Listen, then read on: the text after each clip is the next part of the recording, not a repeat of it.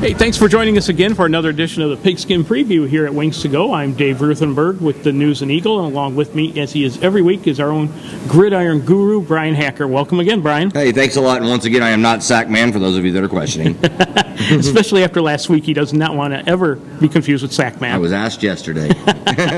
Hey, Brian, we got another great slate of games on hand, and I think what we saw last week with Enid was maybe a preview of the rest of the season in that I saw a team that when they get serious and want to score, they can't be stopped. They can score, and they can score quickly. They can come back. They can play defense as well. I mean, defense is what wins championships. And Enid in that second half showed something that they probably haven't shown all season, and that was a second half gusto, the ability to take a game over and really come back and win. That was a tremendous second half. Could this be a trap game a little bit for them? You know, you're coming off a big win against the #1 team in 5A.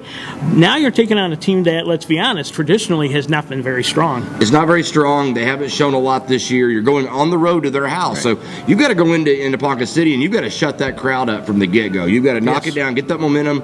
Any fired up from the pep rallies, everything that's happened that day, you've got to shut that down immediately, take over the game, and then continue what you did last week in the second half. Do that again, because it's also a sandwich game. Owasso's coming down the. That's a look-ahead kind of game, and you look at Owasso. Owasso isn't as good as it has been in the past, my alma mater, but you still don't want to look ahead to Owasso, because Owasso, even though they're not being good, you still want to come in and knock them in the mouth. Yeah, and any school that graduated Brian Hacker is a dangerous school. Very dangerous, I can assure you. And another game on the slate coming up Friday, and an important game, is OBA taking their undefeated 3-0 number 2 ranking on the road as they face Moreland. Yeah, there's a big skid mark in the cement in the parking lot of OBA's parking lot after that win last week against Pioneer. That was a good game for OBA, because that showed a little gusto itself, kind of like we talked about with Enid. But I'll tell you what, OBA takes on a Pioneer team that was very gamely. Pioneer was coming to win that game, and they fought them back and they won. Now they're going on the road to Moreland, who's 1-2. Right. They've lost to Pioneer, so they're again a chance for a letdown game. But OBA's strong. I mean, they've done a tremendous job. They go out and they execute, which I think Coach will have them more focused this week. I think OBA comes with a huge victory this week. I do too. I see another big win for them, a 4-0, and at some point, I got to think they're going to sneak up and grab that number 1 ranking. To me, right now, from what I've seen in their class, they're the best in the state.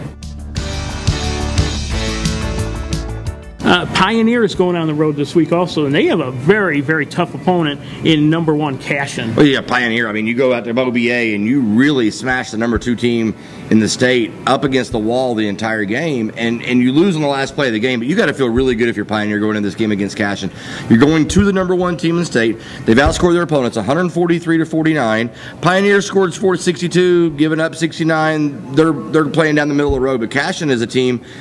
Jay Seaton, 5 touchdowns against Morrison, the quarterback, 5 passing touchdowns.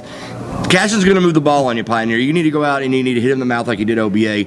You have the ability and you have the team to do it. You proved that last week, so they got a fighting chance.